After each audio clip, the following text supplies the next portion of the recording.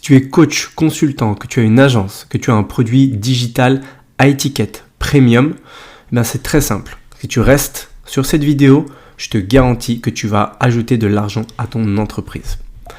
Je vais te présenter aujourd'hui le guide ultime que j'ai préparé pour avoir des systèmes de vente intelligents avec WhatsApp. Je m'appelle Lupo, déjà, pour qu'on se connaisse. Qu'est-ce que je fais ? Moi, je développe des systèmes de vente depuis 5 ans et je me concentre sur l'accompagnement de personnes comme toi à mettre en place des solutions automatisées pour transformer des business en machine à cash, tout simplement. Je travaille principalement sur les tunnels de vente, donc WhatsApp, qui sont basés sur une méthodologie unique que j'ai mis en place et qui va pouvoir s'appliquer dans tous les secteurs. En fait, que tu sois coach, freelance, que tu fasses du marketing, etc., tout va pouvoir se mettre en place.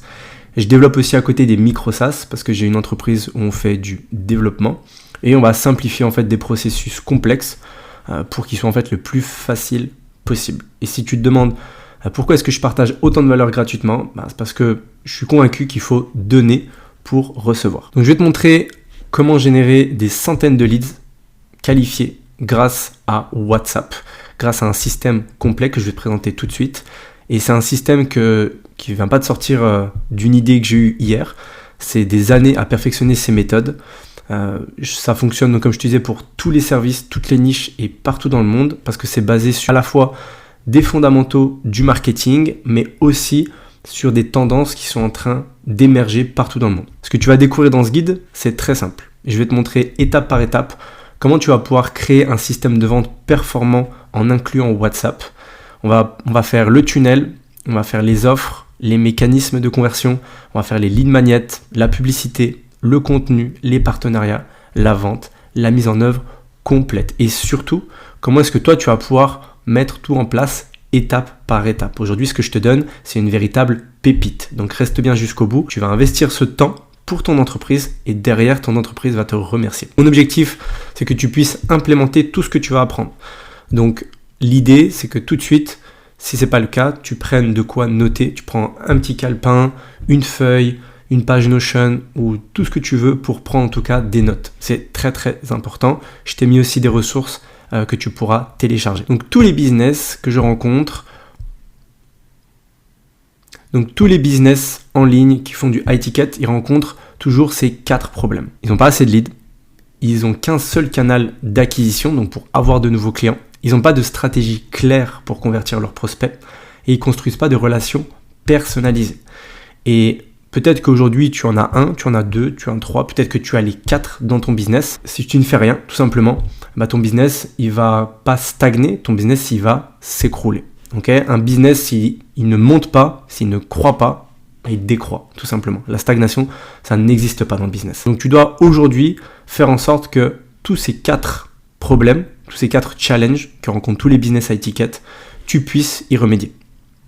Et ce guide, il va t'aider à résoudre du coup ces 4 problèmes. Je vais te montrer exactement comment attirer des leads qualifiés, comment structurer une stratégie efficace et comment ne pas être dépendant à un seul canal et comment est-ce que tu vas pouvoir créer des relations authentiques avec tes clients qui vont vouloir tout simplement ils travaillent avec toi et ils te donnent donc leur argent. Étape numéro 1, ça va être le tunnel complet. Donc ça, c'est le tunnel complet qui intègre du coup WhatsApp. On va évidemment le découper ensuite pour que tu comprennes, mais pour que déjà tu aies une vue d'ensemble. On va avoir le début, donc top of the tunnel qui va être ici. Ensuite, on va avoir le milieu du tunnel qui va être ici. Et ensuite, on va avoir la fin du tunnel qui va être ici, où il va y avoir toute la conversion. Donc, je vais t'expliquer tout ça. On va aller voir tout ça ensemble. Donc, reste bien, car je vais tout te montrer. Chaque partie déjà de ce tunnel-là, ce qui est important de dire, c'est qu'elle est comme un joueur dans une équipe de sport. Okay ? Donc, il y a plusieurs rôles, mais évidemment, il faut à la fois être performant ensemble, mais il va falloir jouer collectivement pour que ça fonctionne. Pourquoi ? Parce que si tu as un seul joueur qui est isolé, ça ne va pas fonctionner, on va dire, de la meilleure façon. Tu dois vraiment faire en sorte que tout fonctionne ensemble, tout s'imbrique ensemble. Donc, si on revient un petit peu sur l'analogie, tu peux travailler tes passes comme si c'était de la publicité, tu peux travailler ton tir au but, que c'était ta conversion ou ta défense, le nurturing. Ça va être tout simplement donner plus d'informations au prospect, l'éduquer sur ta solution ou sur le sujet qu'il veut apprendre ou développer. Et ce qui compte vraiment, c'est la façon dont tous les éléments ils vont jouer ensemble. Parce que c'est bien d'être individuel, mais aujourd'hui, même si tu mets le meilleur joueur du monde dans une équipe, si l'équipe elle ne sait pas jouer entre elles, eh bien, il ne pourra rien faire. Et ce qu'on va faire, c'est qu'on va utiliser ce principe de reverse engineering. Okay, donc, on va construire le tunnel à l'envers. Donc, on va partir de la fin. Okay, et ensuite, on va remonter. Donc, on va commencer par identifier l'objectif final. Et ensuite, on va travailler chaque étape pour remonter ensemble. Et reste bien là, prends des notes parce qu'on va faire tout le processus ensemble. Je vais te montrer étape par étape comment est-ce que tu vas pouvoir mettre toi-même ce système en place. Donc l'étape 2, ça va être les types d'offres. 99% des leads n'ont pas de relation personnalisée avec ton business. Et c'est un gros problème. Parce que s'ils n'ont pas de relation personnalisée, tu ne te différencies pas en fait. Tu es comme les autres. Et pourquoi est-ce que les gens te donneraient leur argent? Pourquoi les gens te feraient confiance si tu es comme les autres? Donc le but, c'est vraiment de créer du lien, de créer de la relation. Si tes leads, tes prospects, ils sentent qu'ils sont compris, ils se sentent valorisés, eh bien ils vont vouloir travailler avec toi. Si ce n'est pas le cas, tout simplement, ils vont partir, ils vont aller voir quelqu'un d'autre. Et la vraie question, c'est, tu vas me demander, mais ok, avec qui est-ce qu'on peut créer une relation personnalisée? En fait, avec tout le monde. Si un prospect, il est nouveau, il vient d'arriver, il est peu engagé, tu vas pouvoir créer une connexion avec eux en faisant des messages qui vont être automatiques, qui vont être informatifs, en leur donnant du contenu éducatif ou des lignes magnettes.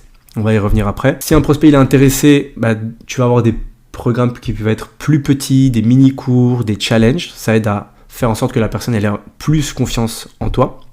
Tu vas pouvoir donner une consultation gratuite, un appel stratégique. Si il est vraiment intéressé mais pas encore prêt à acheter, là tu vas pouvoir aller encore plus loin dans la personnalisation. Typiquement, tu peux faire une étude de cas, tu peux faire des offres spécifiques aussi. Donc dans tous les cas, le but c'est de faire un pas en avant vers le prospect pour créer une relation personnalisée. Tu vas identifier, et ça c'est le plus important, les motivations et les objections de tes prospects. Si tu fais pas ça, en fait, tu vas pas savoir à qui parler. Tu vas pas savoir sur quelle douleur tu vas pouvoir appuyer et tu vas même pas savoir ce que veut en fait ton client. Donc si tu ne sais pas ses douleurs et tu ne sais pas ce qu'il veut, c'est très compliqué de lui vendre quelque chose. Encore plus compliqué de vendre quelque chose à étiquette. Donc il y a deux questions à se poser. Première question, qu'est-ce qui va attirer mes prospects? Qu'est-ce qui les attirait à acheter des choses chez moi? Et objection, pourquoi est-ce qu'ils hésiteraient? Si tu fais ça, si tu fais ce travail-là, déjà, tu vas voir que tu vas pouvoir lister 5 à 10 choses, 5 à 10 motivations, 5 à 10 objections. Et le but, c'est qu'après, dans ton contenu, dans la façon dont tu parles, dans ce que tu mets en avant et dans la façon dont tu communiques avec eux, sur tous les points, tu fasses ressortir ça. Tu vas devoir créer des parcours qui sont différents. Chaque prospect, le but, c'est de l'emmener à un endroit différent. Donc, si c'est un nouveau prospect, tu peux faire une campagne WhatsApp qui va être, on va dire, éducative, pas forcément commerciale. Ça peut être aussi une séquence email. S'il est hésitant, tu vas pouvoir envoyer des témoignages clients, faire des études de cas personnalisées. Et s'il est prêt à acheter, là, tu vas pouvoir aller un petit peu plus dans comment donner des offres limitées dans le temps, pousser un petit peu à l'action. Parce que des fois, un petit peu d'urgence, ça fait pas de mal. Et ça peut aider des personnes à passer à l'action et au final, être contentes. 7 leviers qui vont pour moi t'aider à créer des relations donc personnalisées. Donc la clé en fait pour résoudre un problème, c'est vraiment d'offrir différentes façons de te connecter à ton prospect. Plus tu vas diversifier les approches et plus tu vas bâtir des relations authentiques. Chaque prospect, il a des besoins et des attentes uniques et donc ton tunnel, il doit proposer plein d'options variées. Il y a 7 leviers que tu peux utiliser, donc c'est des produits d'appel.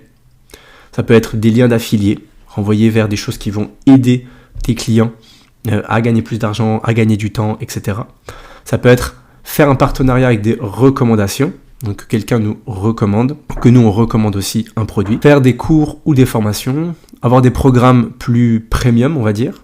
Faire des offres ponctuelles et avoir un service principal récurrent qui en général va être au cœur de ta stratégie. Toi, ce que tu veux, c'est avoir un programme et pas être payé qu'une fois, être payé plusieurs fois. Ça, c'est, oui, ça peut être des opportunités de vente et de gagner de l'argent, mais en fait, c'est aussi une façon de créer une connexion et de se connecter sincèrement avec ton client. Étape 3, ça va être le mécanisme de conversion. Donc, ce qu'on appelle le bottom of the tunnel. Donc, c'est vraiment les mécanismes là de conversion. Ça va être toute la partie ici, toute la partie ici, qui vont nous aider à faire en sorte que la personne dise « Ok, je veux passer à l'action, je veux avancer avec toi, je veux acheter ton programme, etc. » Comment ça va se passer? Mécanismes de conversion, ils vont aider à qualifier encore un peu plus les leads. Donc ça, on va avoir plusieurs façons de le faire. Ça peut être WhatsApp, ça peut être des emails, ça peut être des messages. Et tu vas pousser à l'action, évidemment. Évidemment, là, le but, c'est vraiment de faire le dernier effort, en fait, pour que la personne, elle te dise « Ok, voici, prends mon argent, je veux qu'on avance ensemble, je veux ton programme, je veux ton service, etc. » Donc, c'est vraiment, on va dire, la dernière étape. Comme on a dit, on commence du bas et ensuite, on va remonter. Donc, les mécanismes de conversion, il y en a plusieurs. Voici mes préférés. Donc, une chaîne WhatsApp qui, aujourd'hui, il y a beaucoup de canaux Telegram. Je suis convaincu que les chaînes WhatsApp, elles vont prendre de plus en plus d'ampleur, car WhatsApp, c'est beaucoup plus ouvert, on va dire, à tout le monde. Telegram, ça reste encore un petit peu obscur, entre guillemets, même si beaucoup de monde s'y met. Là, avec les chaînes WhatsApp, je suis convaincu que ça va exploser. Les setters, donc c'est des personnes qui vont être là pour discuter avec les prospects. Aujourd'hui, c'est toi qui peut-être le fais dans ton business, mais à terme, ça va être des personnes qui vont les faire, qui vont leur écrire, qui vont les appeler. Des séquences email, évidemment aussi on peut faire des séquences WhatsApp qui permettent de convertir et de faire passer à l'action les gens. Des agents IA WhatsApp, quelque chose que l'on met en place dans les entreprises qui permet, à partir du moment où tu as un flux régulier de conversations, 10, 20, 30 et plus de conversations par jour, au lieu que ça soit quelqu'un, donc un setter ou toi-même qui répond, on va mettre un agent. Et l'agent, il va tout simplement répondre aux questions et emmener le prospect là où on le veut. Est-ce que ça va être acheter un produit directement? Est-ce que ça va être venir dans une communauté? Est-ce que ça va être prendre un appel avec un closer, etc. La newsletter, elle est super importante parce que d'avoir des... Même si l'email aujourd'hui, c'est pas forcément mon canal préféré, c'est quand même important d'envoyer des emails régulièrement pour donner de la valeur, tout simplement, sous un autre format. Créer du contenu, ça va être essentiel et on va en parler. En fait, le contenu, il est à la fois dans la conversion, mais il va être à la fois aussi au début du tunnel, et des appels de vente, évidemment, c'est dans le high ticket, c'est vraiment la base, on va dire, c'est grâce à ça que tu vas pouvoir transformer les personnes. C'est-à-dire quand tu as quelqu'un en face de toi qui va te poser toutes les questions qu'il veut, qui va mettre en avant ses peurs, ses craintes et aussi ses ambitions, ça met la meilleure façon pour tout de suite y répondre et le guider. Pourquoi est-ce que ces mécanismes y fonctionnent? Donc les chaînes WhatsApp, pour moi, elles sont vraiment top parce qu'elles ne sont pas intrusives et elles gardent 80% de tes leads tièdes et engagés. Donc évidemment, il faut l'alimenter, il faut donner de la valeur. Ça, c'est vraiment la base de la base. Et ça fait que les gens ils vont te voir régulièrement. Et les chaînes WhatsApp, aujourd'hui, il y a vraiment quelque chose à faire pour se différencier car il y a très très peu de monde qui les utilise. Et les gens, ils sont plus sur WhatsApp que sur Telegram. Ok, pour reprendre ce que je disais avant. Les setters, ils vont humaniser le process. Les séquences email, elles vont maintenir un contact donc régulier et structuré avec les leads, ce qui est top. Les agents IA, si tu n'as pas encore testé, je t'invite à le faire. Je mettrai un lien sous la vidéo pour que tu puisses le faire. Mais c'est vraiment quelque chose qui aussi va exploser, qui est en train d'exploser et qui va le faire encore plus dans les prochaines années, j'en suis sûr. Une newsletter, c'est quelque chose d'ancien mais qui fonctionne aussi toujours. Le contenu, c'est évidemment quelque chose qu'il faut mettre en place et les appels de vente, c'est essentiel. Si tu as une offre aujourd'hui à 2, 3, 4, 5, 10 000 euros, tu vas pas le faire par email, la vente, elle va se conclure forcément avec un appel. Dans de très rares cas, ça peut se faire différemment, mais en général, un appel, c'est quand même le plus recommandé. Donc des exemples d'utilisation des mécanismes pour inviter les gens, donc chaîne WhatsApp, on peut dire, rejoins ma chaîne pour recevoir des conseils hebdomadaires sur tel problème ou telle solution que l'on résout. Les setters, ça peut être des personnes qui vont rappeler directement des gens qui nous ont donné leurs coordonnées ou leur écrire aussi sur les réseaux sociaux, par exemple, pour pouvoir répondre à leurs questions et pour les inciter à prendre un appel de vente. Une séquence email, évidemment il en faut, parce que dès que ton prospect il te donne des coordonnées, il te donne son email, tu veux lui envoyer des informations. Un agent IA WhatsApp, c'est aussi, comme je te disais, beaucoup de conversations, et ça peut aller très loin dans ce qu'il peut faire au niveau des automatisations, etc. Mais c'est humain. Newsletters, au moins une fois par semaine, c'est le minimum pour partager des astuces, pour atteindre tel objectif. Au niveau du contenu, pareil, je te donnerai énormément de choses, comment transformer, mais voilà, ça va t'aider à convertir en fait beaucoup plus. Tu dois montrer aux personnes comment est-ce que fonctionne ton mécanisme, comment est-ce que fonctionne ton business. Et les appels de vente, ça va être ok, je vais te montrer dans cet appel comment atteindre tel résultat en moins de temps, ou alors je vais te faire un audit gratuit par exemple pour ton business et voir un peu qu'est-ce qui ne va pas dedans et comment est-ce qu'on pourrait améliorer les choses. D'ailleurs, tu peux rejoindre ma chaîne WhatsApp ici, je mets un lien aussi sous la vidéo. L'étape 4 du lead magnet. Donc lead magnet, donc on va vraiment être ici. Donc ça, on remonte un petit peu, c'est on va dire le milieu du tunnel. C'est super important. Super important, lead magnet, c'est vraiment ce qui va nous aider à gagner de la confiance. Et en fait aujourd'hui, les gens ne vont pas te donner leur information, leur email, peut-être même leur numéro de téléphone, leur prénom, sans rien. Ils vont vouloir avoir quelque chose en échange. Donc on va leur donner de la valeur et en fonction de ça, ils vont nous donner un contact. Sans ça, il n'y a aucune raison qu'ils le fassent. Et ça, c'est pour résoudre le problème numéro 3, qui va être que tu n'as aucune stratégie claire. Si aujourd'hui, tu n'as pas des lead magnets dans ton business, tu es obligé d'en mettre. Si tu en as que 1 ou 2, tu dois en créer pour moi au moins une dizaine. Et je vais t'expliquer comment. Ils sont obligatoires en fait parce qu'ils vont servir de pont entre le haut de ton tunnel, donc là où les gens vont te découvrir, le milieu du tunnel, là où les gens, en fait, on va leur donner plus d'informations, on va les qualifier, etc. Comment est-ce qu'il faut penser les lead magnets ? Donc les lead magnets, c'est des outils qui vont t'aider à répondre automatiquement aux objections à grande échelle. En fait, au lieu que quelqu'un te dise « je ne sais pas faire ça », tu vas lui dire « ok, voilà comment faire ça. Je sais que tu as ce problème-là, voilà comment le faire ça. » Sauf qu'au lieu de le dire individuellement, tu vas pouvoir le faire à grande échelle. Ils vont transformer ton expertise en contenu qui va être concret et accessible. Je vais te montrer après juste ce qu'il y a. Reste bien avec moi en tout cas. Si tu es encore là, c'est top. Prends des notes, prends un maximum de notes. Tu vas pouvoir avoir accès aussi à ce document. Je vais te dire comment. Mais prends des notes et reste bien concentré. Et donc grâce à eux, tu vas pouvoir guider tes prospects sans être présent physiquement à chaque instant, comme je te disais. C'est vraiment un mécanisme qu'il faut mettre en place. En gros, ton objectif, c'est de créer un lead magnet pour chaque objection. Parce que les prospects ne vont pas acheter tant que leur objection et leur inquiétude, elles ne sont pas levées. Okay, chaque service ou chaque produit, il peut susciter évidemment plusieurs objections. Donc le prix, la valeur, l'utilité. Donc la solution, c'est de créer un lead magnet qui va répondre spécifiquement à chaque objection ou besoin. Imaginons un guide pratique pour montrer les résultats possibles. Une checklist pour prouver la simplicité du processus. Une étude de cas pour démontrer le succès passé. On va prendre un exemple. Exemple, imaginons que moi, je suis un expert en publicité Facebook. Quelles vont être les objections que vont avoir les personnes qui voudraient faire des publicités ?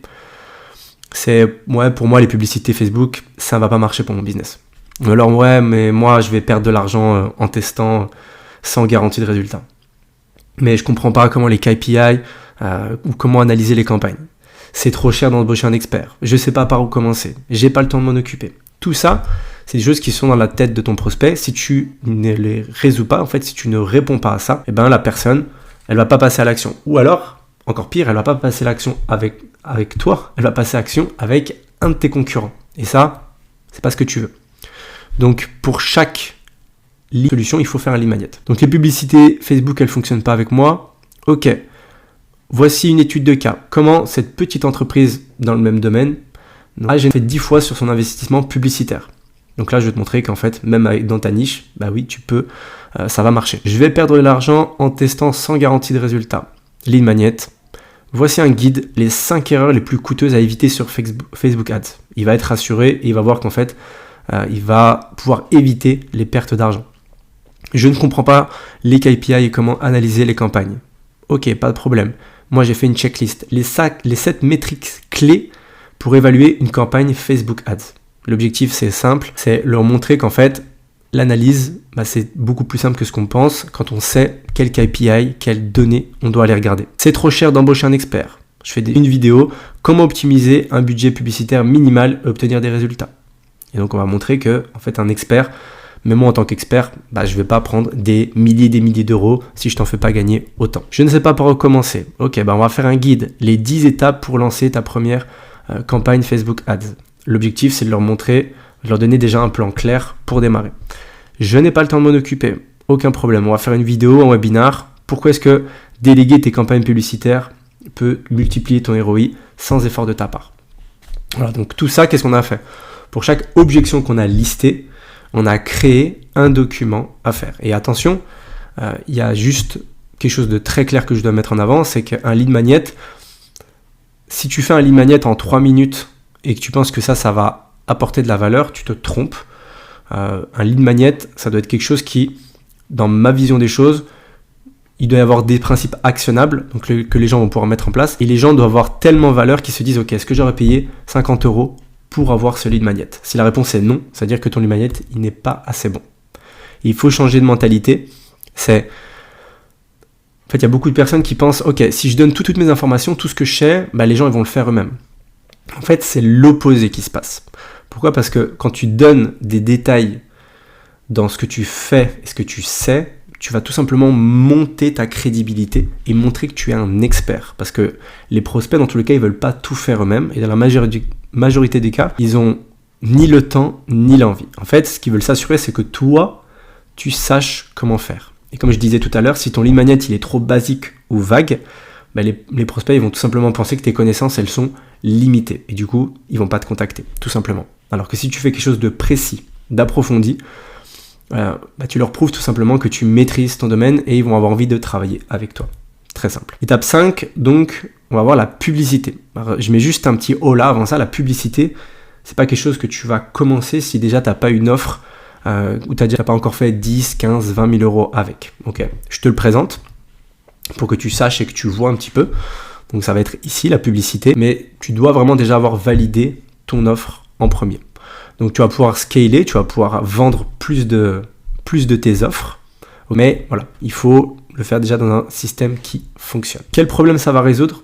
Tout simplement la dépendance excessive à un seul canal. Aujourd'hui, il y a beaucoup d'entreprises avec lesquelles je travaille qui sont dépendantes d'un seul canal. Soit ils me disent « Ok, j'ai mon site internet, c'est lui qui me ramène tous mes leads. » Ou alors « Moi, c'est bon, sur Instagram, j'ai tout le monde qui vient, j'ai tous mes leads. » Ou alors « J'ai tous mes affiliés, c'est bon, qui me ramènent des leads. » Ok, mais si demain, pour X ou Y raison, ce canal-là, il disparaît, qu'est-ce que tu fais? Ton business, il s'écroule. Donc tu as intérêt de faire de la publicité ensuite pour reprendre le contrôle et avoir plusieurs canaux d'acquisition. Pour les stratégies publicitaires, donc en fait il y en a plusieurs. Donc soit tu peux faire une publicité pour un petit produit payant qui va te permettre de rentabiliser tes publicités et en plus qui va te permettre de te faire connaître. Derrière tu peux aussi faire une publicité pour un lead magnet, donc tu vas donner quelque chose gratuitement. Ou alors tu peux faire des publicités pour booker un appel. Alors c'est un peu plus direct et il faut en général que ton audience elle soit déjà sensibilisée et on va pas le faire forcément sur quelqu'un qui ne nous connaît pas. On va plutôt faire ce qu'on appelle du retargeting, c'est-à-dire qu'on va faire de la pub à quelqu'un qui nous a déjà vu, qui a déjà vu notre contenu sur les réseaux sociaux, etc. Il faut éviter de s'appuyer que sur les appels parce que si les gens ne te connaissent pas, ils n'ont pas forcément de confiance, ils n'ont pas forcément prendre un appel directement avec toi. Donc il faut vraiment faire un travail en amont. Et le secret, et ça c'est vrai, beaucoup de gens ont encore du mal à le comprendre, mais le problème des publicités, c'est pas leur coût, c'est pas que ça coûte cher ou pas cher, mais le problème c'est que si tu fais des pubs et que toi derrière tu n'as pas un système complet derrière, où tu ne sais pas exactement toutes les étapes par lesquelles vont passer tes prospects, ça ne va pas fonctionner. Ils vont être pas qualifiés, ils vont partir en fait, tout simplement. Donc c'est pour ça que derrière tu dois avoir une stratégie claire, avec des lead magnets, avec du nurturing, avec des séquences email. En fait tu dois vraiment organiser, comme on disait, tout le système derrière. Okay, c'est pour ça qu'il faut les intégrer dans un tunnel qui fonctionne déjà. Quel type de publicité utiliser? Après là ça va dépendre de ta niche, de qui tu veux toucher, etc. Mais voilà, on peut faire Facebook Ads, Google Ads, TikTok Ads, LinkedIn Ads, sur YouTube aussi, et tu vas pouvoir diversifier tes canaux. Le but ça va être de faire du testing, donc de regarder un petit peu où est-ce qu'en fait tu as le meilleur retour sur investissement. En général, on en fait plusieurs et ensuite on va miser tout sur un ou deux, et on va mettre plus de budget et on va augmenter ça. Comment est-ce que tu vas pouvoir créer des publicités donc, qui sont performantes? Évidemment, le but c'est de donner de la valeur et il faut toujours garder en tête que tes prospects vont vouloir soit quelque chose qui leur fait gagner du temps, soit quelque chose qui leur fait gagner de l'argent et quelque chose qui va répondre à une douleur spécifique. Si demain je te dis ok, je cible, je sais pas, les agents immobiliers et je leur dis ok, je peux t'aider à avoir 50 leads vendeurs par mois en plus. J'explique tout dans ce guide que tu peux télécharger. Si je suis agent immobilier et si je veux avoir plus de leads vendeurs, évidemment je vais le faire. Il faut être précis. Si on vise pareil les agents immobiliers et qu'on ne connaît pas leur douleur, par exemple ça peut être une grosse douleur pour les agents immobiliers, c'est le follow-up, bien suivre. Si demain moi je sors un outil qui va les aider à faire ce follow-up, eh bien ils vont être acheteurs en fait. Ils vont être acheteurs, ils vont être curieux parce qu'au moins je sais que c'est une douleur. Donc ma pub ça pourrait être si tu es agent immobilier et que tu n'arrives pas à faire ton follow-up, tu n'arrives pas à suivre tes clients des mois et des années après, j'ai créé cette masterclass où je t'explique exactement le système que j'ai mis en place pour pouvoir le faire. Exemple. Okay, donc, faut vraiment tout le temps faire comprendre que tu dois leur faire gagner de l'argent, leur faire gagner du temps et appuyer sur une douleur spécifique. Et pourquoi est-ce que ça fonctionne? Parce que les stratégies payantes, elles vont te permettre d'acheter plus d'attention. On est dans une économie de l'attention. Et reste bien jusqu'au bout parce que j'ai encore plein de choses à te montrer par rapport à l'attention, justement, comment la captiver. Et en fait, en échange de ton investissement. Donc en fait, tu vas acheter tout simplement de l'attention. C'est comme si avant, les gens ils achetaient des panneaux publicitaires dans la rue parce que les gens étaient dehors. Aujourd'hui, les gens ils sont toute la journée sur leur téléphone. Donc tu achètes des panneaux publicitaires sur le téléphone. Tout simple. Il faut diffuser donc des publicités pour des lead magnets ou des produits d'appel payant. C'est une approche qui va être pour moi plus efficace sur le long terme que directement de demander aux gens, ok, prends un appel.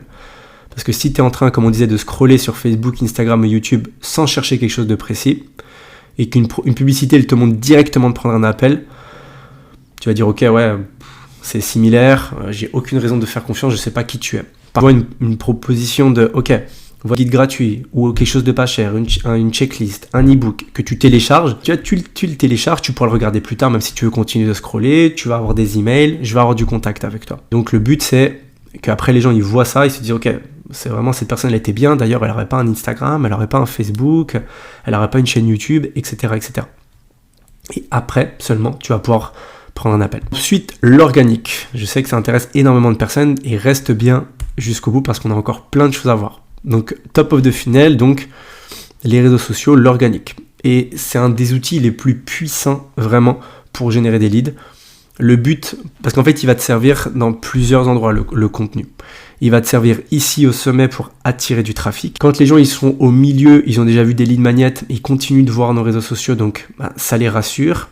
Et même après la conversion, quand ils ont acheté un service, un produit, un service récurrent, eh ben, ils vont quand même se dire, ok, je continue de le voir. Et en fait, du coup, nous, on a d'autres services, on a peut-être des communautés, des affiliations, etc. Et bien, ils vont pouvoir acheter plus.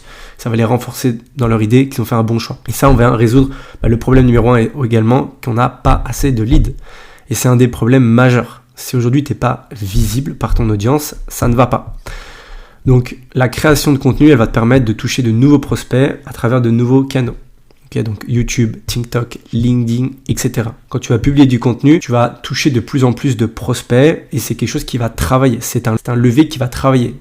Moi, aujourd'hui, je suis en train d'enregistrer cette vidéo et tous les jours, toutes les heures, après, il y a des gens qui vont la voir. Donc, j'ai fait une fois la vidéo et c'est un levier. Après, il y a plein de gens qui vont la voir. Alors, j'ai souvent cette question qui revient, c'est ok, est-ce que je dois faire du contenu écrit ou vidéo?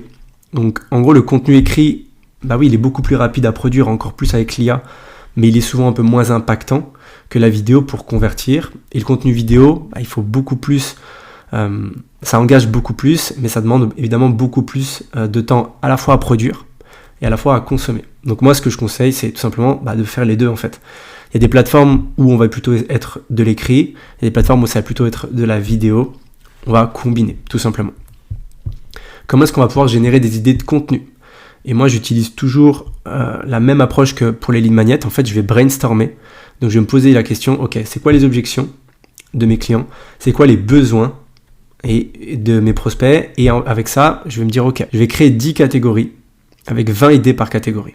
Ok, donc, exemple, comment éviter ce problème ou les étapes essentielles pour atteindre tel objectif. Donc, si tu fais 10 catégories, 20 idées par catégorie, tu as 200 contenus prêts à l'emploi. C'est simple. 200 contenus, tu peux y aller. Et comment tu vas créer du contenu écrit efficacement?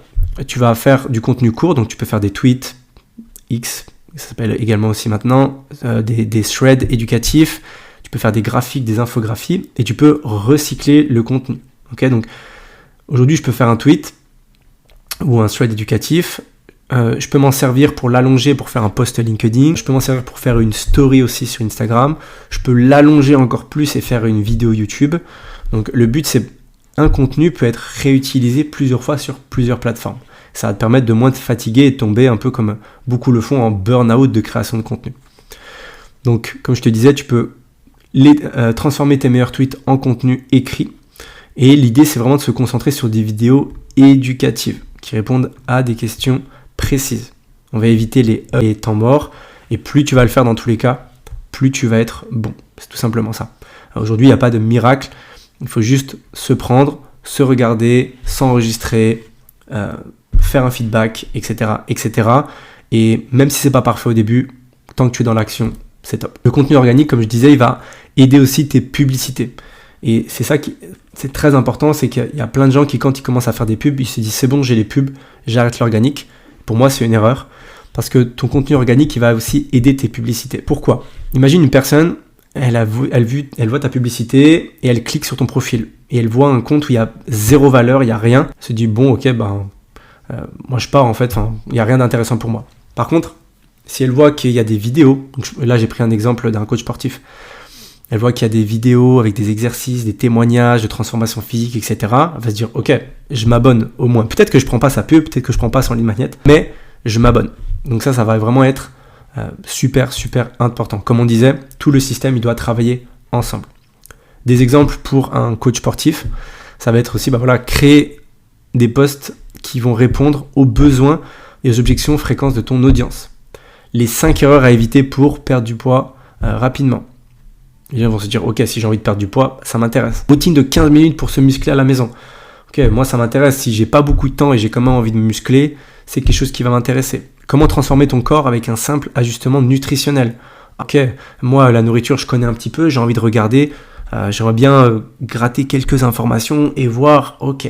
Et ça veut pas dire qu'après je vais rien acheter, mais au moins là, avec cette proposition de valeur, je vais rentrer encore une fois dans le système. Et ensuite, je vais avoir envie de travailler avec cette personne. Et évidemment, il faut publier régulièrement sur Instagram, Facebook, LinkedIn, etc. Et il n'y a pas de...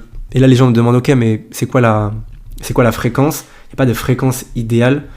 Évidemment, l'objectif, ça va être le monde idéal, c'est de publier tous les jours, même plusieurs fois par jour sur les plateformes, mais en fonction de là où tu en es dans ton business, en fonction de tes ressources, des différents leviers que tu peux actionner.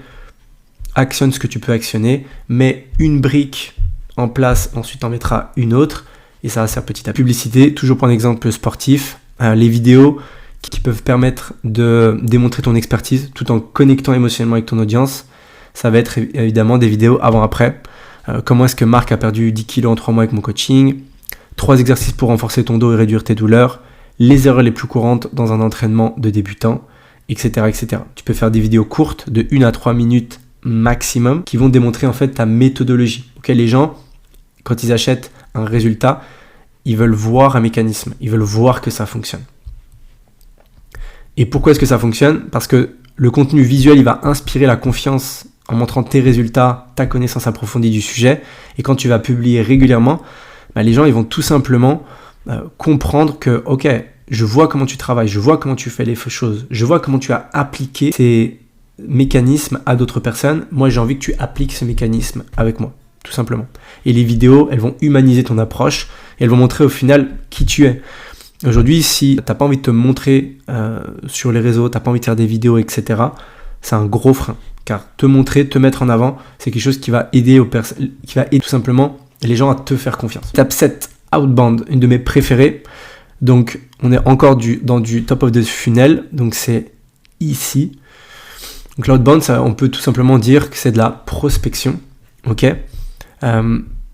Et c'est l'une des façons les plus efficaces, ok. Je vais te donner pas mal d'insights, je vais te donner pas mal de tips, donc reste bien et continue bien de regarder la vidéo, car il y a beaucoup de choses encore que je vais te montrer. Après, tu pourras revenir dans tous les cas sur la vidéo et regarder les différents points, mais maintenant que tu es là, regarde et prends des notes, surtout au maximum.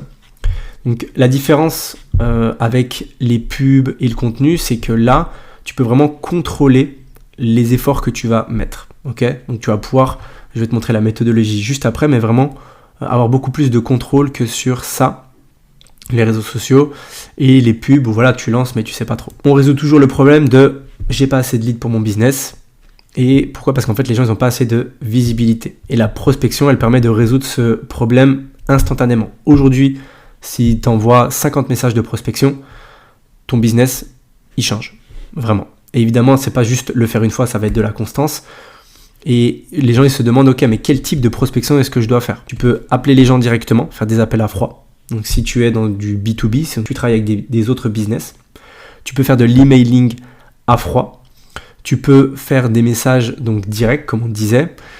Et le fait de faire ça, tu vas augmenter drastiquement tes probabilités d'avoir des appels de vente, des gens dans ton système, etc. Parce que là, tu vas vraiment directement au contact des gens.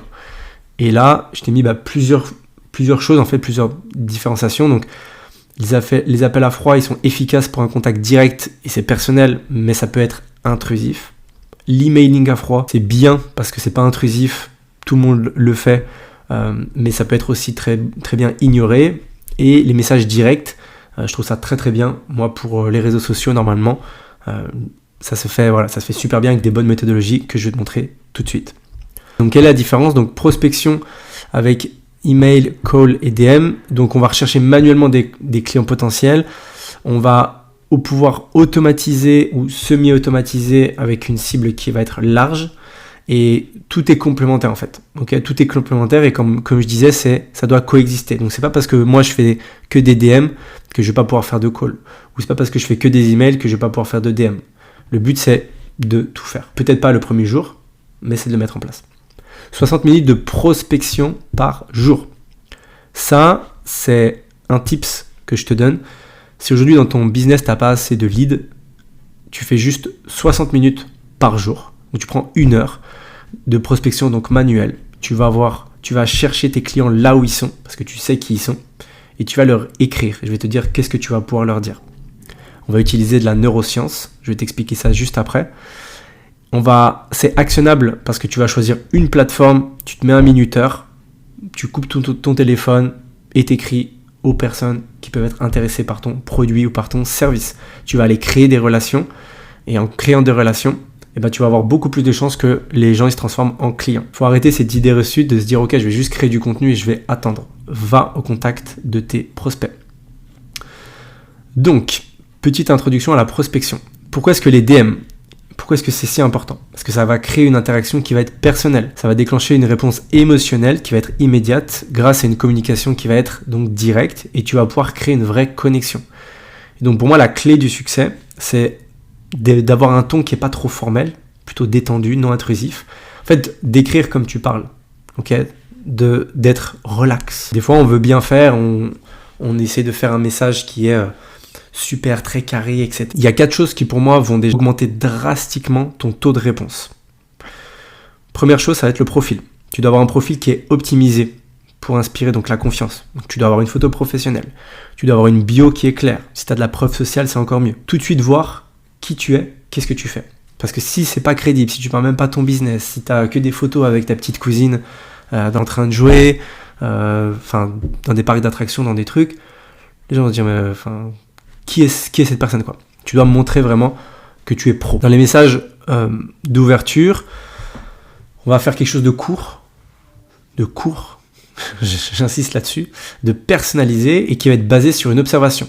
Exemple, ok, hey, j'ai vu que vous êtes dans telle profession, dans tel secteur, et je serais curieux de savoir comment est-ce que vous gériez tel problème potentiel. Hey, j'ai vu que tu étais dans l'immobilier, et je serais curieux de savoir comment est-ce que tu gères ton follow-up avec tes clients.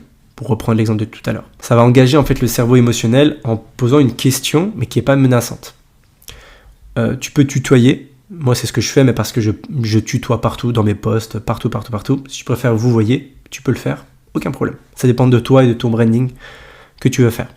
On va poser des questions ouvertes qui vont aider en fait le prospect à explorer ses besoins. Comment est-ce que tu peux t'assurer que tes objectifs, ils sont atteints? Donc, il va se dire, ouais, mais c'est vrai, comment est-ce que je vais faire pour ça? Le flux, en gros, c'est tu vas vouloir l'engager, tu vas vouloir créer de la curiosité, mettre en avant un problème et pouvoir lui montrer que tu as une solution pour lui. Mon process, donc, c'est segmenter les prospects, donc identifier les prospects en fonction de leur activité, leurs publications ou leurs interactions sur les différents canaux. On va personnaliser, donc on va mentionner un détail spécifique dans leur profil ou leur activité. Comme je te disais, donc par exemple, ok, votre post sur tel sujet, sur l'immobilier ou sur le follow-up, encore pour reprendre la même chose, m'a vraiment interpellé. Comment est-ce que vous voyez le fait que les agents délaissent complètement le follow-up va faire que ça va évoluer dans votre secteur. Le focus, donc chaque étape elle est basée sur une question progressive pour découvrir un problème. Ok, donc depuis combien de temps est-ce que vous avez ce problème, et la règle des 60 minutes. Donc comme on disait, 60 minutes par jour. Si aujourd'hui dans ton business, tu n'as pas assez de clients et tu ne prends pas 60 minutes par jour pour prospecter, c'est normal qu'il n'y ait pas assez de monde. Donc tu sais ce qu'il te reste à faire. Ou alors tu peux ne pas le faire et essayer de faire d'autres choses comme un meilleur logo, un meilleur site internet. Mais la prospection, c'est ce qui reste le plus efficace. Exemple concret, donc imaginons que je suis coach fitness pour cadres. Donc cible, c'est des cadres sur LinkedIn qui partagent des posts sur le bien-être ou sur le surménage. Donc en message d'ouverture, je pourrais leur dire bonjour Michel, je vois que vous êtes actif sur le bien-être au travail. Je suis curieux de savoir comment est-ce que vous gérez votre santé malgré un emploi du temps chargé. Donc c'est personnalisé. On a démontré qu'on avait vu ce qu'il faisait et on pose une question ouverte qui n'est pas agressive. Ensuite, on va poser des questions de situation. Donc, depuis combien de temps est-ce que vous travaillez sur améliorer votre forme? Question de problème. C'est quoi les obstacles que vous rencontrez en essayant de rester régulier malgré toutes vos responsabilités? Question d'implication. Pensez-vous que ne pas avoir de solution structurée pourrait affecter votre niveau d'énergie ou votre productivité? On pourrait même mettre aussi ou votre business. Et question de solution, si vous pouviez suivre un programme flexible et conçu pour votre emploi du temps, à quel point est-ce que ça vous aiderait-il? Donc ça, c'est important, c'est une structure qui est top. Donc ouverture, situation, problème, implication, solution. Si vous faites ça et les gens ils vont jusqu'au bout, tu as quelqu'un de très qualifié en face de toi. Et donc l'objectif, c'est d'introduire une solution uniquement après que le prospect il ait lui-même donné son problème. Et que quand tu fais ça, tu vas avoir des gens en face de toi qui sont très qualifiés parce qu'ils sont engagés et ils ont déjà mis le doigt sur leur problème, sur la solution même qu'ils voudraient, etc. Qui sont déjà vendus ton accompagnement. Donc derrière, il faut faire un appel, etc., etc. Mais là, ils sont déjà très, très, très qualifiés. Pourquoi est-ce que ça fonctionne? Parce qu'on utilise la neuroscience, on utilise la curiosité. Je ne vais pas aller dans les détails, mais ça active le cortex préfrontal. Et en fait, ça le pousse à réfléchir et à s'engager émotionnellement. Toute vente est émotionnelle. Tu vas donner un effet de réciprocité parce que tu vas donner de la valeur. Donc, les gens, quand on leur donne de la valeur, ils ont plus de mal à ignorer les gens ou à les refouler. Et tu vas réduire la résistance parce que tu poses des questions neutres qui ne sont pas orientées. Tu vas désactiver le système d'alerte où ils vont se dire ok, mais en fait, lui, il veut me vendre quelque chose. Non, tu poses des questions. Et même s'ils peuvent se le dire, vu que c'est bienveillant et vu que tu donnes de la valeur, eh bien ça va passer. Ensuite, le cold email. Donc ça, c'est que pour le B2B. Si toi, demain, tu fais du B2B, tu travailles avec des entreprises, il faut mettre en place de l'email. Okay, donc tu as plein d'outils pour l'automatiser. Je ferai sûrement une vidéo là-dessus. Tu peux extraire des listes, les nettoyer pour prendre que ce qui t'intéresse, rédiger des scripts, et je vais te montrer déjà beaucoup de choses après, donc reste bien. Il s'agit d'un jeu de nombres. Donc il faut à la fois faire du nombre, mais à la fois faire de la qualité. Okay, donc c'est un ratio entre volumétrie, donc faire du volume, mais aussi faire de la pertinence. Si moi demain je cible pour reprendre des cadres, mais qu'en fait ma cible ce sont des gens qui sont, je sais pas, à l'étranger, et moi que je cible que des gens qui sont en France, l'exemple le pire qu'on peut avoir, ça va pas du tout marcher parce qu'au final, le message, il va pas être orienté pour eux. Les 4 éléments essentiels. Donc, il faut avoir une bonne liste, okay, donc bien définir sa cible et avoir une bonne liste cohérente en fonction de sa cible. Avoir une bonne proposition de valeur. Donc, ça peut être une étude de cas, ça peut être même une vidéo, même YouTube, ça peut être un loom personnalisé, un script, donc qui doit être court, percutant, et je vais te montrer après, et des éléments externes. Donc le but c'est que voilà, ton domaine et ta réputation en ligne, ça va compter aussi. Je reprends ce que je disais, tous les éléments vont s'aider les uns des autres, c'est un système.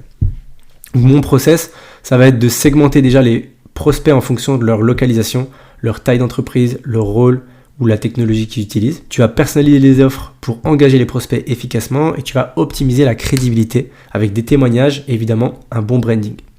Exemple. Sujet de l'email, on va dire, avez-vous déjà rencontré ce problème dans l'immobilier? Et là, on va faire un email, on va dire, ok, bonjour, avec le prénom, je me permets de vous écrire car j'ai remarqué que, observation spécifique, donc votre entreprise se développe rapidement dans le secteur de l'immobilier, ok, et ça m'a amené à vous poser une question importante. Comment est-ce que vous faites actuellement pour résoudre le problème du follow-up de vos agents? La raison pour laquelle je vous pose cette question, c'est qu'en travaillant avec des professionnels de l'immobilier, j'ai remarqué que beaucoup rencontrent ce problème de follow-up et perdent énormément de ventes. Et par exemple, ils ont du mal à bien suivre leurs clients, ou alors ils constatent que, etc., etc. Si ça résonne, je serais curieux de savoir si vous faites face à ces défis similaires. Si oui, j'ai quelques idées concrètes qui pourraient potentiellement vous aider à avoir un follow-up beaucoup plus automatisé, beaucoup plus facile à mettre en place pour vos agents. Est-ce que je peux vous envoyer une courte vidéo expliquant comment d'autres entreprises dans le secteur de l'immobilier ont réussi à résoudre ce problème? Ou est-ce que je peux vous envoyer une courte vidéo avec mon analyse de votre entreprise et comment vous pourrez résoudre ce problème? Ça, et d'ailleurs, il y a une faute ici, il faut que je corrige. Ça, c'est vraiment quelque chose qui est super important, c'est de demander l'autorisation. Si tout de suite, tu arrives et tu envoies ton Loom, tu envoies un PDF, tu envoies un lien, etc. De une, pour la délivrabilité, c'est très mauvais. Parce que si tu n'as jamais envoyé un email à quelqu'un et que tu l'envoies tout de suite, un email avec un PDF, avec un lien, etc.,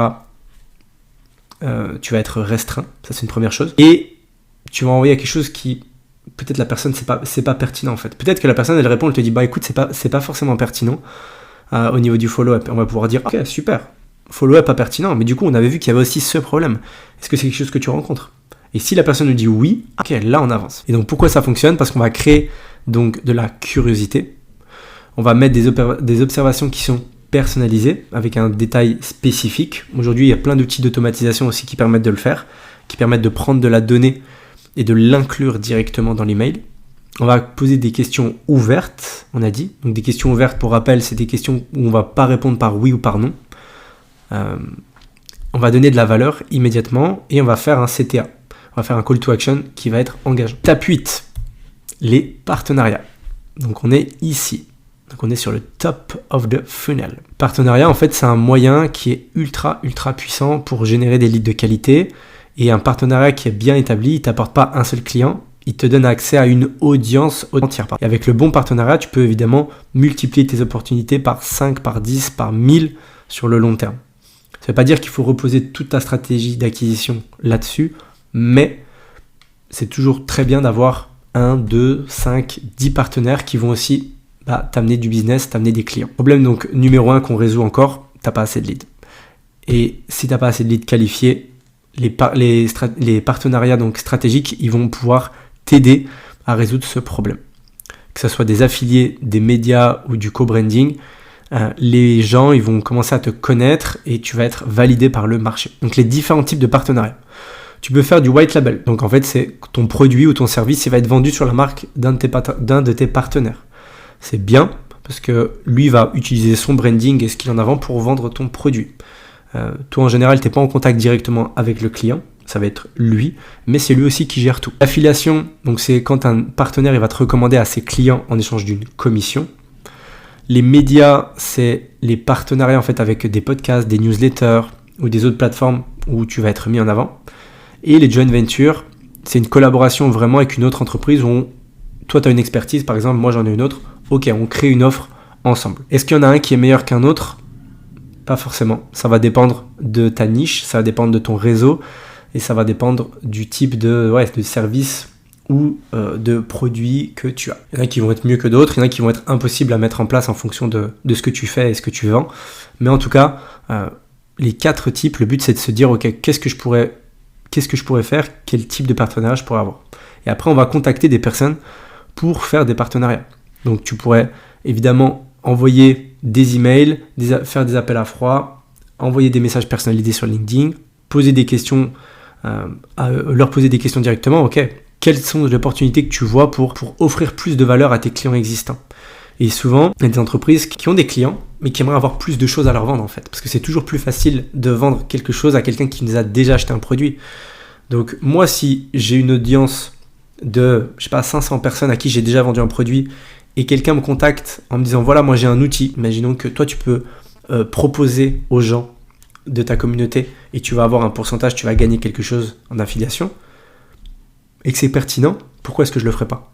Les gens, ils ont déjà ma confiance. Évidemment, je dois vérifier que tout est carré, que ça fonctionne bien, mais pourquoi est-ce que je le ferais pas? Il n'y a aucune raison. Donc le but, c'est de mettre en avant évidemment le partenariat que ça peut leur apporter, en leur donnant plus de valeur pour leurs clients, augmenter leurs revenus, renforcer leur crédibilité. Ça doit toujours aussi être gagnant, il doit être gagnant aussi la personne avec qui on fait notre partenariat. Et donc comment le convaincre? La principale crainte, et ça tu dois le comprendre, c'est que chaque nouveau partenaire, lui, il se pose toujours la question de c'est qui cette personne? Moi j'ai une réputation, est-ce que cette personne-là, elle va m'aider à avoir une meilleure réputation? Est-ce qu'il va arnaquer mes clients? Voilà. Donc il faut proposer des garanties, montrer des processus clairs, structurés, communiquer d'une façon claire. S'il faut faire des contrats, fais des contrats. Fournis des preuves concrètes d'anciens partenariats que tu as fait. Ça, c'est le top. De ton produit aussi, si tu n'en as pas encore. Si tu n'as pas encore de partenariat, voilà comment mon produit fonctionne. Voilà, tu peux même tester mon produit si tu veux, mon service, etc. etc. Et pourquoi est-ce que ça fonctionne? Parce que les gens, ils veulent dans tous les cas obtenir de meilleurs résultats. Donc tout ce qui est partenariat, white label, affiliation, ils ont besoin d'aide pour générer des résultats pour leurs clients. Ok, donc ça, tu vas pouvoir les aider. Les partenariats médias, ils recherchent toujours du contenu intéressant pour leur audience. Voilà. Les gens qui font des podcasts, ils ont besoin de plus de personnes pour aller dans leur podcast. Donc si toi, tu y vas, tu te mets en avant. Lui, il a quelqu'un de plus pour un épisode. Il est content. Les partenariats joint venture, ça, c'est top quand toi, tu as un service ou tu as un produit qui est complémentaire avec quelqu'un d'autre que tu connais ou que tu connais pas. Eh bien, tu vas pouvoir tout simplement lier les deux forces pour faire un nouveau produit ou pour faire une nouvelle offre, etc. Et les entreprises, elles comprennent sans avoir à leur expliquer 15 ans qu'elles peuvent aller beaucoup plus loin en collaborant. Aujourd'hui, quelqu'un qui se ferme la porte à tout type de collaboration, il perd de l'argent, clairement. Créer des partenariats, évidemment, avec des entreprises qui ciblent la même audience que toi, mais qui ne vendent pas le même service, c'est évidemment super, super efficace pour développer ton business. Deuxième partie, qui est super importante, et après je vais te montrer comment on va tout pouvoir mettre ensemble, c'est vendre. Donc les ventes, elles deviennent beaucoup, beaucoup plus faciles quand ton prospect, imaginons, il a fait tout ça, hop, et il arrive dans un appel de vente, c'est beaucoup plus facile de vendre déjà, parce qu'il est passé par tout un système. Comme on disait, c'est pas juste « Hey, est-ce que tu voudrais prendre un appel avec moi ?» Non, regarde-moi, regarde qui je suis, regarde ce que je fais, regarde ce que je te donne en termes de valeur. Quand les gens ils passent par là, les gens ils vont être beaucoup plus faciles à vendre, à acheter, ils vont acheter beaucoup plus facilement. On peut aussi passer par des offres d'introduction. Ça peut être une proposition qui peut aider et après vendre quelque chose de récurrent ou de beaucoup plus high ticket, de beaucoup plus premium. Okay. Plus tu as de leads, et ça c'est super important, plus tu as de leads, plus ça te permet de réduire l'impression de besoin. Et donc tu adoptes un statut qui est beaucoup plus élevé. Et ça c'est fou, c'est que plus tu as de leads et moins tu as besoin en fait de ces leads. Et donc plus tu vas être décontracté, tu vas pas avoir besoin de vendre. Et du coup plus les gens vont vouloir travailler avec toi. Donc le processus de vente, il y a 3 parties. Donc je te remontre ici. Donc il y a le flow pré-appel, il va y avoir l'appel, et ensuite il va y avoir l'appel, le suivi post-call, si tu n'as pas vendu. Il y a 3 parties, donc on disait donc juste avant l'offre, le pré-call, il faut clarifier vraiment bien ton offre, collecter les informations essentielles et préparer le prospect à l'appel. Pendant l'appel, tu vas lui donner toutes les informations dont il a besoin pour qu'il prenne une bonne décision. Je ferai une vidéo aussi là-dessus, sur la vente, et parce qu'il y a beaucoup de choses qui est, qui est dite, mais beaucoup de gens au final qui mettent beaucoup de pression au niveau de l'achat et qui n'engagent pas vraiment les personnes. Donc je ferai une vidéo complète aussi là-dessus. Et un suivi post-call, donc c'est après l'appel, qu'il a acheté ou pas acheté. Là j'ai mis, s'il n'a pas acheté, dans tous les cas tu vas le follow-up, donc tu vas le suivre. Mais même s'il a acheté en fonction de ton produit ou de ton service, il faut recueillir du feedback.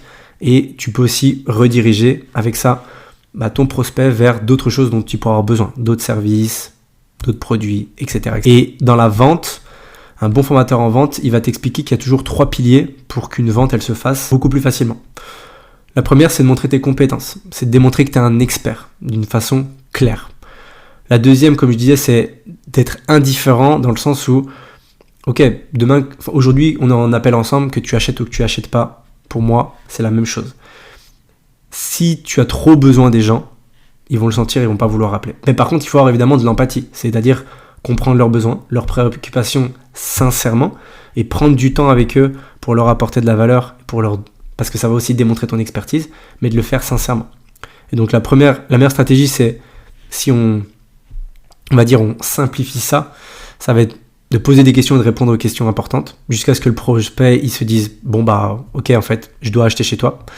Pourquoi ? Parce que les gens ont besoin d'être rassurés, c'est complètement normal, et ils ont besoin de passer par un processus où eux-mêmes ils se disent ok, en fait si je n'agis pas, si je ne prends pas cet accompagnement de ce service, ça ne va pas aller. Je grossis le trait et je ferai encore une fois une vidéo beaucoup plus complète, donc abonne-toi si ce n'est pas encore le cas. Mais voilà, c'est le mieux en fait. Parce que la personne, elle s'auto-convainc elle-même. Et les gens, ils cherchent de l'aide, donc ils veulent que tu leur montres en fait tout simplement ce que tu sais faire. Et c'est pour ça qu'ils te contactent. Ensuite, dès que la personne elle a payé, on va lui faire un onboarding qui va être complet. Donc c'est tout simplement leur montrer à quel point, en fait, les introduire dans ton service ou dans ton business, en fonction de ce que tu fais, c'est essentiel. Parce que dans les 24 à 48 heures, ça va déterminer en fait le service. Si moi demain, quand j'arrive dans un restaurant, je veux une table et je dois attendre 4 heures, il n'y a personne qui vient me parler, j'arrive dans ma table, c'est sale, il n'y a pas de couvert, je sais même pas en fait où je dois m'asseoir, j'ai demandé une table de 2, en fait il y a 4 couverts, etc. Rien que là, mon expérience, elle est pas top. Alors que si, au moment même, dans la minute même où j'arrive dans le restaurant, il y a quelqu'un qui m'accueille, qui me pose des questions pour savoir exactement qu'est-ce que je veux, est-ce que je voudrais une ambiance particulière, est-ce que je voudrais être côté fenêtre, côté intérieur, est-ce que je voudrais être dehors, prends le temps avec moi, me pose des questions, me met dans une table qui est super, qui est clean, etc. Rien que là, comment ça se passe ? Je me dis mais waouh, qu'est-ce que c'est que ce restaurant ? C'est incroyable. Et pour ton business, c'est pareil. Tu dois donner une expérience client à la hauteur de ton service. Donc là, on parle de service premium high ticket. Et je t'invite à faire quelque chose. Si tu n'es jamais allé dans un magasin qui vend des produits très chers ou dans un hôtel 5 étoiles, etc., va faire un tour. Va faire un tour et regarde le personnel. Va voir comment est-ce que les gens ils te traitent. Va voir un petit peu quand tu vas chez Rolex. Ils te disent ok, vous voulez un petit café ? Attendez, je mets mes gants pour la montre. Regardez, voilà. Est-ce que vous avez besoin que je vous laisse un petit peu pour que vous puissiez la regarder, etc., etc. Passe un petit peu de temps dans ces endroits-là. Je te dis pas d'y aller tous les jours, mais va voir un petit peu. Et ensuite, dis-toi, ok, comment est-ce que dans mon business, je peux faire en sorte que mon onboarding il se passe de la même façon et que les gens ils se disent waouh, j'ai même pas encore vu le service ou le produit, mais déjà là, je me sens vraiment bien traité. Parce que ça, c'est une expérience client. Si ton expérience client elle est incroyable, derrière les gens ils vont avoir envie de te recommander. Et quelque chose qui est super important aussi, c'est donc donner un peu des quick wins. C'est tout simplement dans les 60 premières minutes ou dans les 48 premières heures, en gros, de vraiment faire en sorte que les personnes, elles aient déjà, ok, mais en fait, rien qu'avec ça, mon service ou mon produit, rien que si j'avais eu juste que ça, la valeur que tu m'as donnée, je serais déjà content. Si tu arrives à faire ça, c'est bingo. Et la personne, elle va avoir une expérience tellement mémorable qu'elle va tout simplement te recommander à d'autres personnes. Donc moi, mon processus de vente, pré-call, comme on disait donc, on rend les attentes claires. Exemple, on mentionne le coût et l'objectif de l'appel, on demande quel est son chiffre d'affaires, on pose des questions, quels sont ses problèmes, dans combien de temps je voudrais que ça soit résolu, etc. On qualifie donc les prospects, on les redirige vers des ressources ou des exemples avant l'appel pour bâtir la confiance. Pendant l'appel, on prend le temps de comprendre leur situation et leurs objectifs. On présente une solution qui est claire et adaptée. Et le reste du temps, on répond à leurs objections et on les oriente vers la conclusion. Après l'appel, on les met dans un flow d'emails automatisés.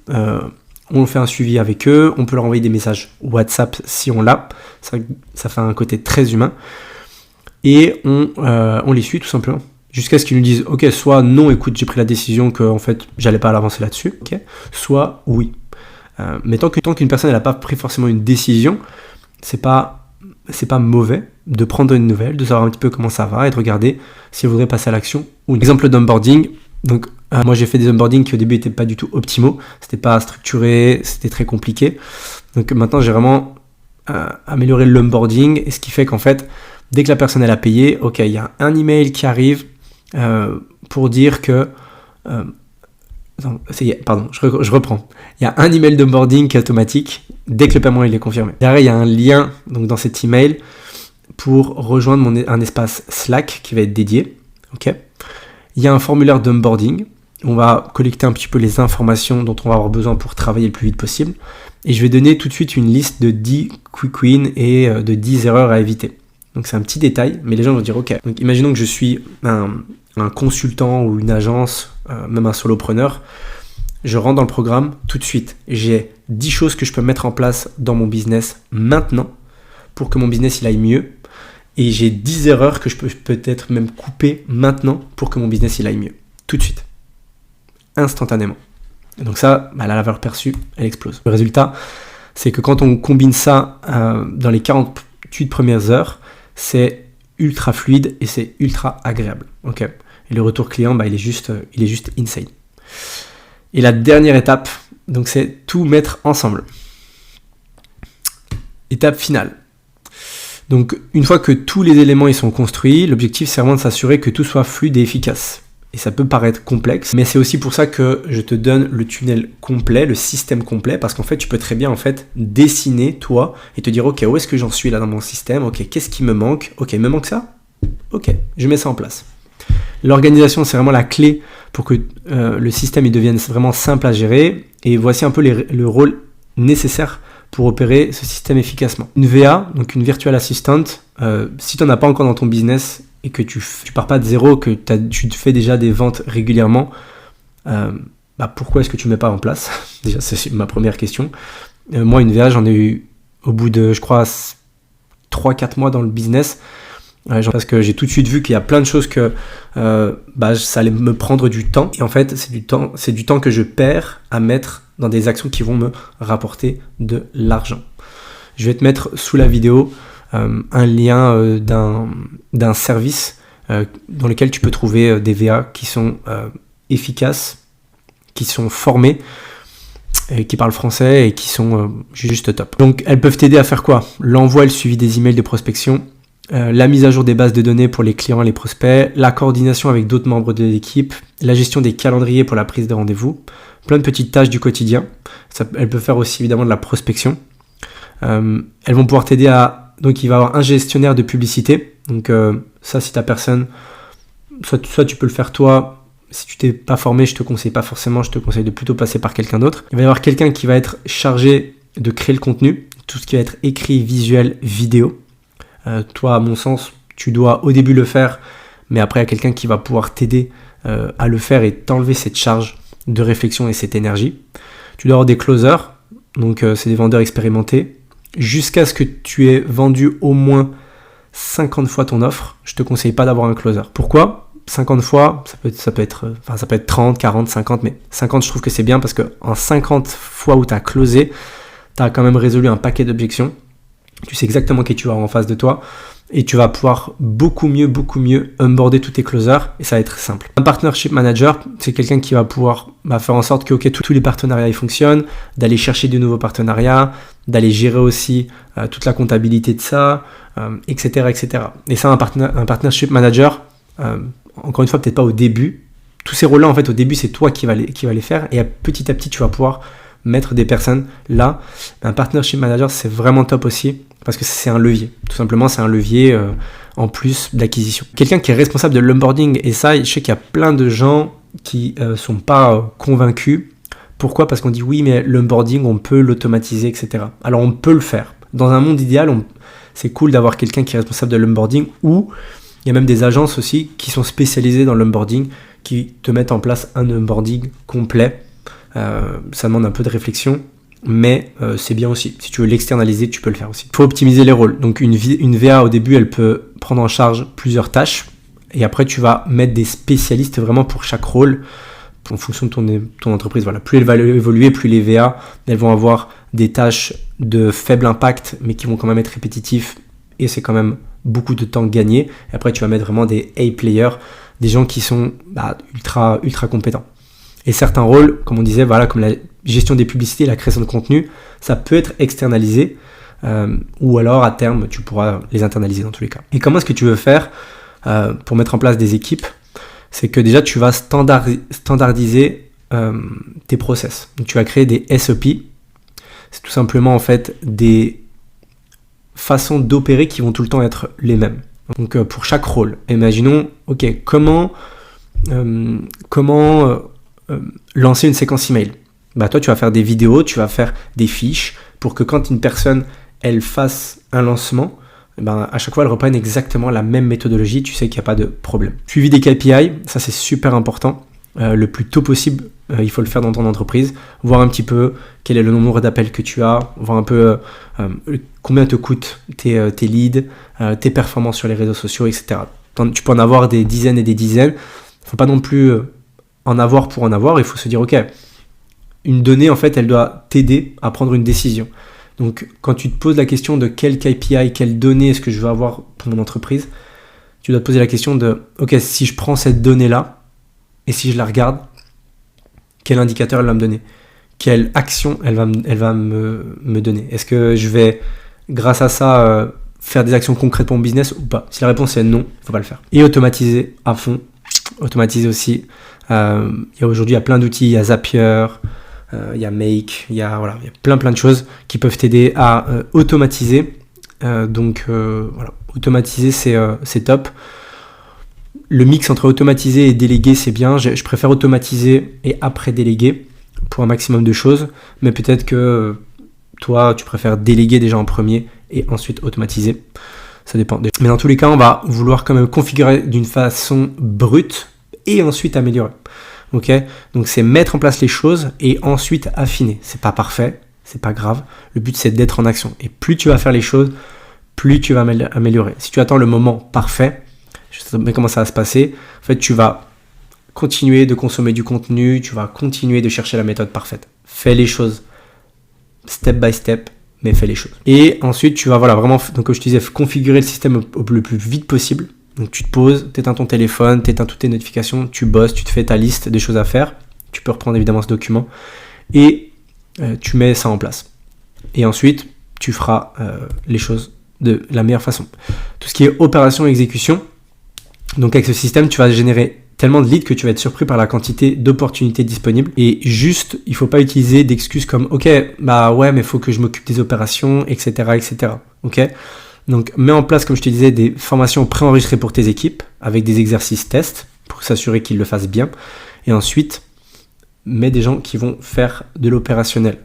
Mets des gens qui vont faire de l'opérationnel pour que toi, tu puisses vraiment être focus sur les tâches qui vont ramener le plus d'argent. Conclusion. Aujourd'hui, donc, ton objectif, si tu as un business, c'est pas d'être employé de ton business. L'objectif, c'est que tu crées une machine à lead et à vente qui travaille pour toi. Ce que tu veux, c'est que tu sois en train de dormir, que tu sois à la plage, que tu sois en train de faire du sport, peu importe, que même si toi, tu n'es pas dans ton business directement, que ton business, il tourne. Le but, c'est de mettre un système donc bien huilé pour que des leads arrivent chaque jour, pour qu'il y ait des ventes qui se fassent pratiquement de façon naturelle, que ton entreprise, elle tourne. C'est ça que tu veux. Tu veux créer un business et après, tu veux pouvoir t'enlever du business et que ça tourne. Et un vrai système intelligent, pour moi, c'est des partenariats stratégiques. C'est une prospection qui est intelligente. C'est des publicités rentables. C'est un contenu qui attire. C'est pas juste une stratégie. Ce que je t'ai montré jusqu'à présent. C'est une machine. Pourquoi ? Parce qu'avant l'appel, les gens, ils savent déjà pourquoi est-ce qu'ils veulent travailler avec toi. Pendant la vente, si tu as bien fait ton travail, les gens, ils veulent tout de suite te donner leur carte pour que tu avances. Et après la vente, tu fais un onboarding et les gens, après, tu délivres tes résultats. Si tu as besoin qu'on construise cette machine ensemble, si aujourd'hui tu as un système ou tu n'as pas de système, que c'est fébrile, que tu n'as pas de vraiment de clarté sur comment aller au prochain niveau, comment vendre plus, comment avoir plus de leads, comment mettre en place ce système, je te mets un lien, tu peux prendre un appel directement avec moi, on va faire un audit ensemble, on va fouiller de fond en comble tout ton système et on va regarder comment est-ce qu'on pourrait mettre les choses en place. En tout cas, je suis très content de t'avoir montré tout ça. J'espère que tu as vu la valeur qu'il y avait dans ce document. Tu peux le récupérer sous cette vidéo. Et j'ai envie de te dire, c'est maintenant ou jamais. Moi j'aime beaucoup cette phrase qui dit « Le meilleur moyen pour planter un arbre, c'était il y a 10 ans. Le deuxième meilleur moment, c'est aujourd'hui. » Donc fais les choses aujourd'hui, mets les actions en place pour ne pas avoir de regrets. Je te dis à très vite.